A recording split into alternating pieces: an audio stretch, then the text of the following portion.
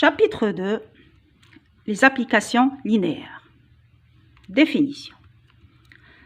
Donc, soit K, un corps commutatif. En général, K est le corps des réels R ou les nombres complexes C. Soit E et F, deux K espaces vectoriels, et F de E dans F, une application. E dans F, une application. On dit que F est une application linéaire ou un homomorphisme si elle vérifie les deux conditions suivantes. La première, pour tout x, y de E, et pour tout scalaire alpha de K, f de x plus y est égal à f de x plus f de y. La deuxième, f de alpha x est égal à alpha fois f de x. Ou encore, la définition équivalente, pour tout vecteur x, y de E, et pour tout scalaire alpha bêta de K, on a f de alpha x plus bêta y égale alpha f de x plus bêta f de y.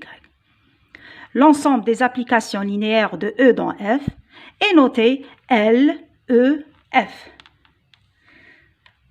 Et si E est égal à F, on le note par L2 et on dit que l'application linéaire F, dans ce cas-là, elle est de E, non E, elle est appelée endomorphisme. C'est-à-dire, un endomorphisme, c'est une application linéaire de l'espace vectoriel dans lui-même.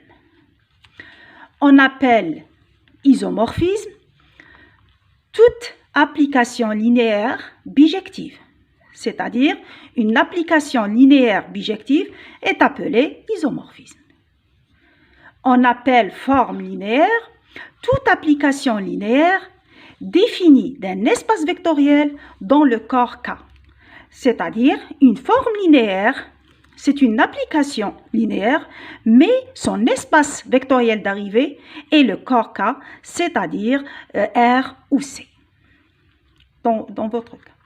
Remarque, si F de E dans F est une application linéaire, alors F de 0E égale à 0F. C'est-à-dire une application linéaire transforme toujours le 0 en 0. Exemple 1. L'application nulle. 0 définie de E dans F par x, 0x égale à 0f.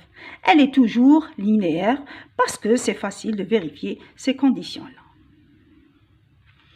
Exemple 2. Soit F, l'application définie par donc f de R2 dans R2.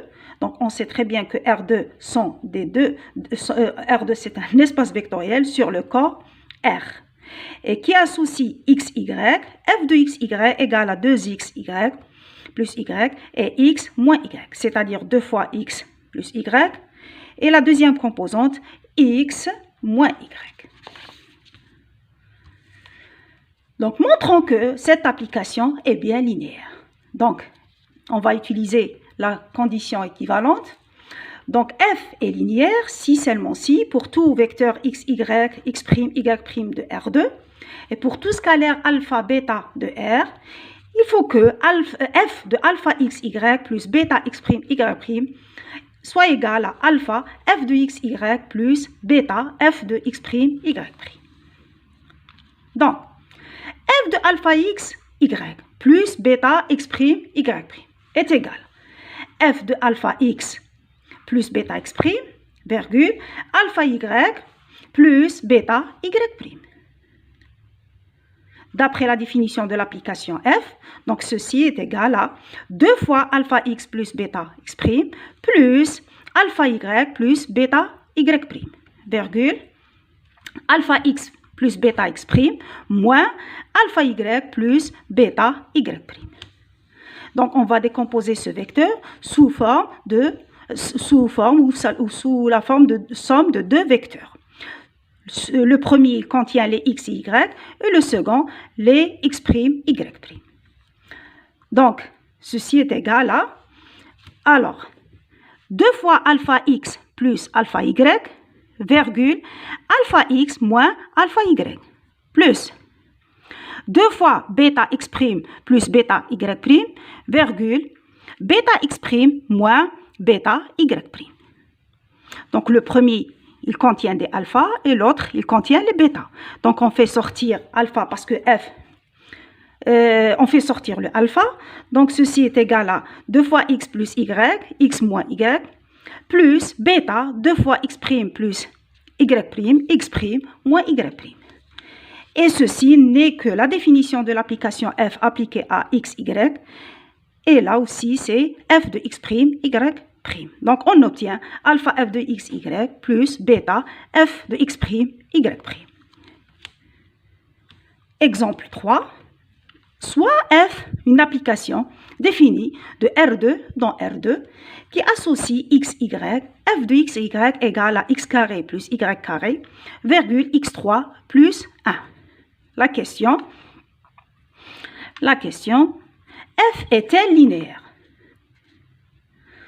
Donc, on peut utiliser ici la remarque de tout à l'heure, c'est-à-dire si f une application est linéaire, alors f de 0e égale à 0e.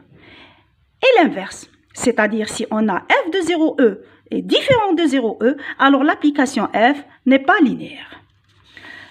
Donc f de 0e, le e c'est R2, c'est f de 0, 0.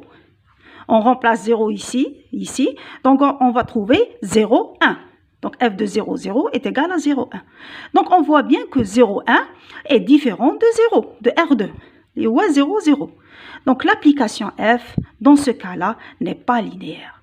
C'est-à-dire cette remarque, on l'utilise toujours pour montrer qu'une application n'est pas linéaire.